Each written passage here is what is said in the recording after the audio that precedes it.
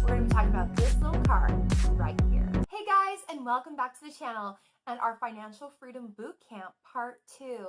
Today we're going to be talking about credit score, necessary, unnecessary debt, and how to pay it back. We're also going to be talking about refinancing and saving.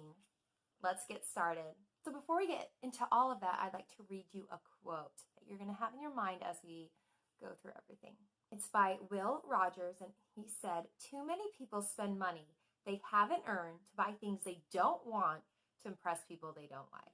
Now, how true is that when we try to impress people that we really don't even know, or family? I think when it becomes so materialistic, we start to lose sight of what our wants and our needs are. Okay, first I want to talk about credit and credit score and why it's important and why I think it's important. Having good credit and building credit is important to get some necessary things in life, such as getting a car or buying a home. If you don't have any credit, sometimes those things are really hard to get, those necessities. For instance, we just got into a new occupation this last year, and we needed a vehicle because our vehicle, previous van, had literally 4 wheels in the grave and the steering wheel was on the other side of the graveyard. It was a lemon of lemons, and so we needed a new car. It was a need, it was not a want. We needed something reliable to get us across the country to our new area of work. So as we were looking for vehicles, my husband really didn't have any credit buildup, and so that sort of counted against us. But luckily, I had a lot of good credit built up, and we were able to get a loan at a more higher interest rate. But that was okay because that was necessary. We needed to get to our new occupation. We needed a van, and so going with that, there is necessary and unnecessary debt. Necessary debt is home, vehicle, and higher education to get a job that can provide for you and your family. Unnecessary debt is like vacations that you cannot afford, eating out, buying things you don't necessarily need but want. Just like that quote earlier, to impress people who really don't need to be impressed. So going with that, how do you build credit? Credit does not have to be such a big purchase. It can be simple, easy little purchases that you can already pay off every month, such as a stick of gum.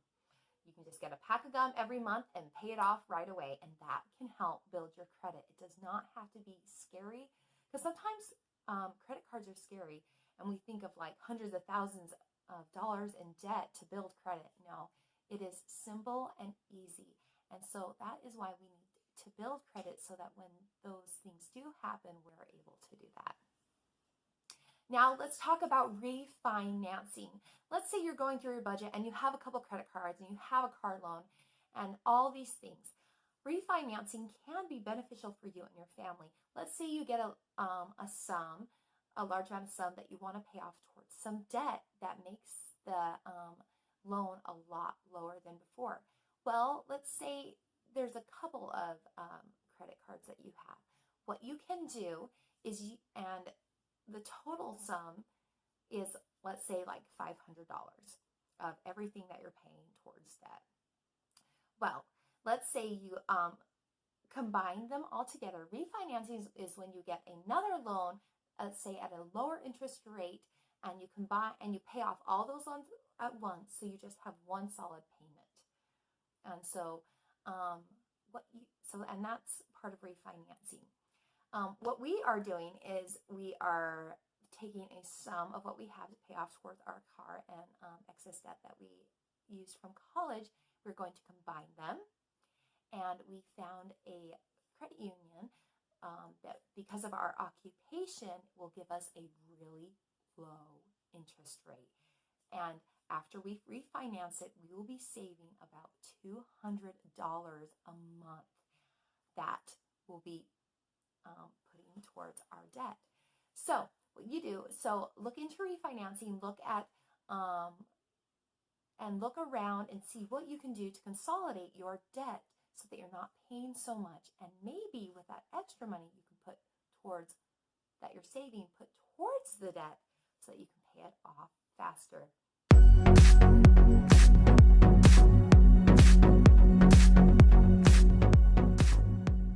I would also like to talk about credit cards and why it's just good to have one on hand.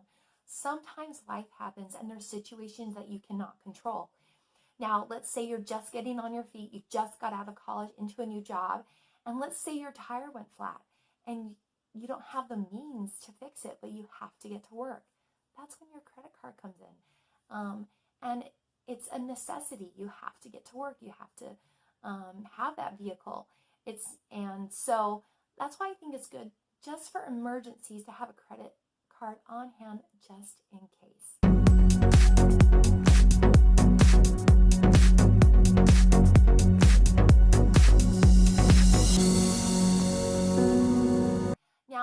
Now that we've talked about a lot of debt, let's talk about saving. I think it is important to get in the habit of saving.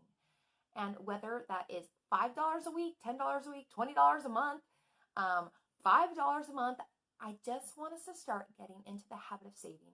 So this month's challenge is, first, we're going to look at our budget and consolidate debt. We're going to look at different how we can do that. And second, we're going to save either 5, 10, or 20. Look at your budget, and I want you to put that money away once a week. Just put it away. It's just going to be in your savings as backup, and I want you to get in that habit. Thank you so much for watching Financial Freedom Bootcamp, and I will see you in the next video.